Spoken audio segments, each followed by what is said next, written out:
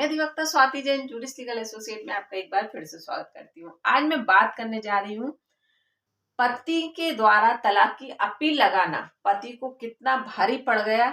1,75,000 रुपए महीने मेंटेनेंस का आदेश दिया गया माननीय सर्वोच्च न्यायालय के द्वारा, जो कि डेट ऑफ एप्लीकेशन से अभी तक क्लियर करने के लिए, मतलब दोनों का विवाह 2008 में हुआ। 2019 में पति के द्वारा क्रूरता के आधार पर तलाक की अपील लगाई गई।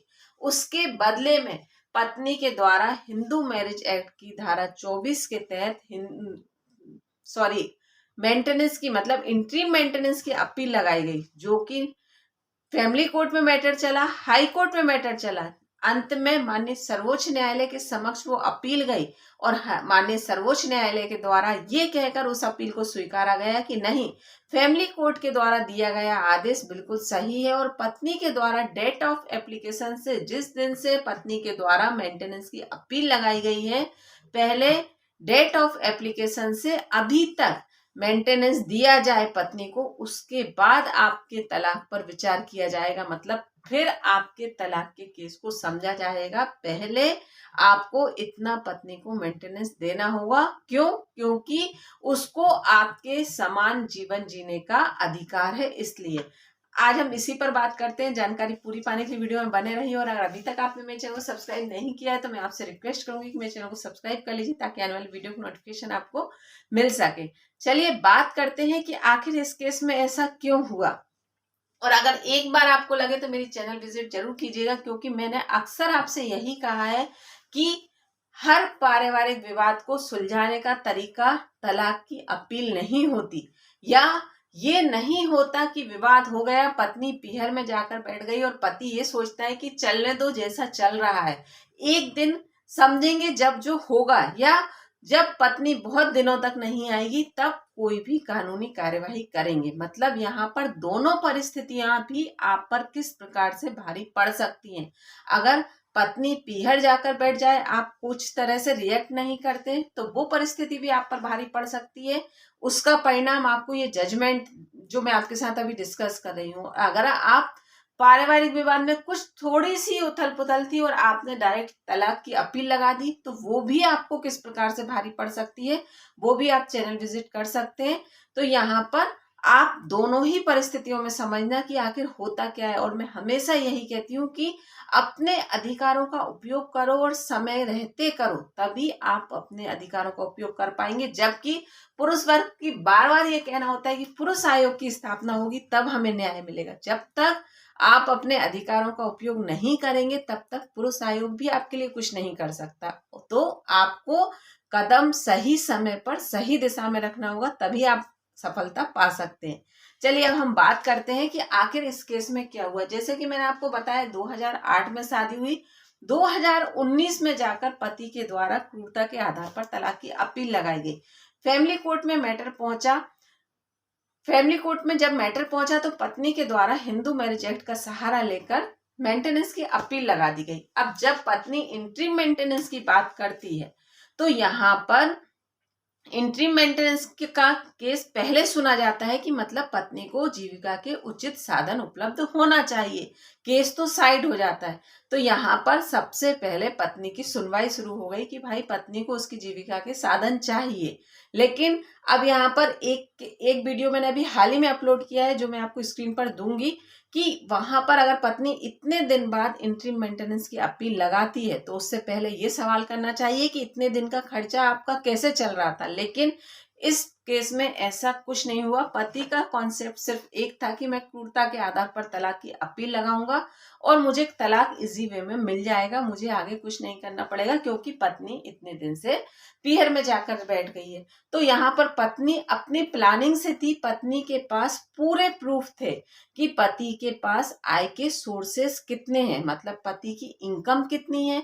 पति डॉक्टर है तो पति की इनकम भी अच्छी खासी है, पति के पास संपत्ति भी अच्छी खासी है, उसके बाद संपत्ति का रेंट भी आता है। मतलब पत्नी के पास पति की आय का पूरा ब्यौरा था, जो कि कहीं से कहीं तक भी पति के द्वारा उसमें कोई कुछ भी छिपाने जैसी स्थिति नहीं थी, मतलब वो पारदर्शिता के साथ न्यायालय के समक्ष आ रही थी, जो भी पत्नी के द्वारा प्रूफ दिया जा रहा था। तो जब फैमिली कोर्ट ने ये सारे मामले को देखा तो ये पाया कि हाँ, पत्नी के द्वारा जो जो भी कहा गया है वो पूरी तरीके से सत्यता, मतलब पूरे प्रमाणों के साथ कहा गया है। पति के पास इनकम के इतने सोर्सेज हैं, लेकिन पति के द्वारा पत्नी की जीविका के साधन उपलब्ध नहीं कराए जा रहे हैं। तो पति को फैमिली कोर्ट के द्वारा 1,75,000 रुपए ऑर्डर कर दिया गया, जबकि पत्नी के द्वारा यहाँ पर 2.5 लाख रुपए मेंटेनेंस की मांग की, मतलब इंटरिम मेंटेनेंस के लिए अपील लगाई थी, उसमें पत्नी के द्वारा 2.5 लाख रुपए मंथली की मांग की गई थी। तो यहाँ पर फैमिली कोर्ट के द्वारा सारे चीजों को देखकर 1,75,000 रुपए मेंटेनेंस देने का आदेश दिया गया। पति यहाँ पर संतुष्ट नहीं हुआ, क्योंकि नेचुरल है, पति तो यहाँ पर तलाक की अपील लगा कर गया था कि बस मैं इतना लंबा समय हो गया तलाक की अपील लगाऊंगा क्रूरता के आधार पर, तो मुझे इसीलिए तलाक मिल जाएगा, मुझे कुछ नहीं करना। तो यहाँ पर पति के तो उल्टा पड़ गया। तो पति के द्वारा यहाँ पर मद्रास हाई कोर्ट में अपील लगाई गई। मद्रास हाई कोर्ट में जब अपील लगाई गई तो पति के द्वारा अपने तथ्य रखे गए।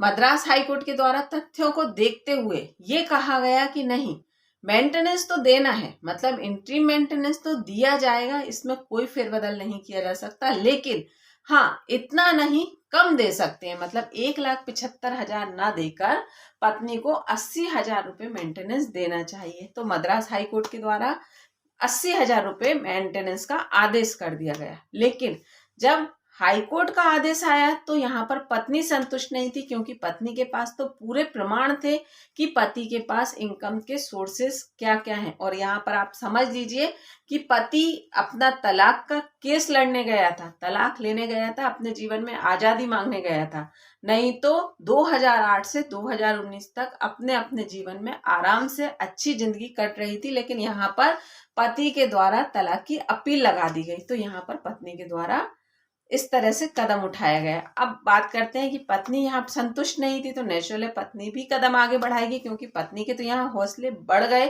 कि जब फैमिली कोर्ट से यहाँ पर 1,75,000 रुपए आदेश मिल चुका है, हाई कोर्ट 80,000 रुपए कह रहा है, तो यहाँ पर माननीय सर्वोच्च न्यायालय से भी मुझे कुछ ना कुछ प्लस पॉइंट ही मिलेगा, मतलब मिलना तो तय है मेंटेनेंस। तलाक की तो अभी कोई बात ही नहीं हो रही, मेंटेनेंस तो मुझे मिलना है। तो पत्नी के तो यहाँ पर माननीय सर्वोच्च न्यायालय में अपील लगाई गई। माननीय सर्वोच्च न्यायालय के द्वारा जब फैमिली कोर्ट के तथ्यों को देखा गया, हाई कोर्ट के तथ्यों को देखा गया, वहीं पत्नी के सारे तथ्यों को सुना गया, तो कहा कि नहीं, जिस प्रकार से पति की आय है, पति के पास इनकम के सोर्सेस हैं, तो पत्नी को भी अच्छी जीविका जीने का पूर्ण अधिकार है। तो पत्नी को उसके अधिकारों से कोई वंचित नहीं कर सकता। और फैमिली कोर्ट के द्वारा जो आदेश दिया गया है वो बिल्कुल सही है, जबकि हाई कोर्ट ने इन सारे तथ्यों पर सही तरीके से विचार नहीं किया गया। पति की आय इतनी है, पति के पास संपत्ति इतनी है, पति का बैंक बैलेंस इतना है, पति के पास रेंट इतना आता है, तो हाई कोर्ट के द्वारा सही तरीके से मामले को नहीं समझा गया, जबकि फैमिली कोर्ट के द्वारा आदेश बिल्कुल सही दिया गया है, मतलब 1,75,000 रुपए पत्नी को मेंटेनेंस मिलना चाहिए। और ये कहकर माननीय सर्वोच्च न्यायालय के द्वारा पत्नी की अपील को स्वीकार लिया गया। तो यहाँ पर आप ये बात समझ लीजिए, जो अक्सर ये कहते हैं कि मैडम हमने तो उसे उसके हाल पर छोड़ दिया, अब जो होगा देखेंगे, या फिर कुछ समय बाद तलाक ले लेंगे, तो तलाक सोल्यूशन नहीं होता। तलाक की अपील लगाना आपको इस तरह से भारी भी पड़ सकती है। और जो मैंने अभी हाल ही में वीडियो डाला था, अगर आपने उसको देखा हो तो आप यहाँ पर अगर इन महाशय के द्वारा ये बात उठाई जाती कि आपका इतने समय तक जीविका किस प्रकार से चल रही थी, तो यहाँ पर शायद कुछ इन्हें बेनिफिट मिल सकता था। तो यहाँ पर मतलब मेंटेनेंस तो देना होता है, इस बात में तो कोई दो राय नहीं है, क्योंकि पति की जीविका के आधार पर ही पत्नी की लाइफस्टाइल, मतलब पति की लाइफस्टाइल पर ही डिपेंड करती है पत्नी की लाइफस्टाइल।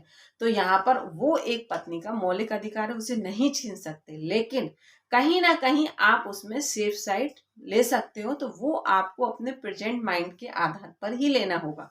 तो तो यहाँ पर अगर इन्होंने ये कुछ इस तरह से कदम उठाए होते तो शायद कुछ हद तक रिलीफ मिल सकता था। लेकिन यहाँ पर पति के द्वारा तलाक की अपील लगाना किस प्रकार से भारी पड़ी, आप इस वीडियो के माध्यम से समझ गए होंगे। तो अगर आगे ऐसी कोई घटना किसी के साथ भी घटती है तो अपने अधिकारों का और अपने अधिकारों का उपयोग सही समय पर करें। अधिकार आपके पास है, आप ये सोचते हो कि मैं क्रूरता के आधार पर तलाक की अपील लगा दूंगा, तो वो अपील कब लगानी चाहिए ये आपको समझना होगा, या फिर किसी एडवोकेट का सहारा लें और उन चीज़ों से डिस्कस करते हुए ही सही समय पर सही कदम उठाएं। लेकिन आप यहाँ पर क्या सोचते हो कि हम अपने अकॉर्डिंग कर लेंगे। तो जब तक आपको हर एक चीज का, हर एक फील्ड का हर एक मास्टर होता है, तो वो आपको वही रास्ता बता सकता है।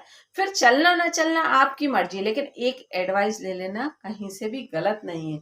अगर अच्छा जीवन चाहते हो और कुछ अच्छा घटित हो जीवन में, तो यहाँ पर एक बार एडवाइस ले लेने में कोई दिक्कत नहीं। धन्यवाद।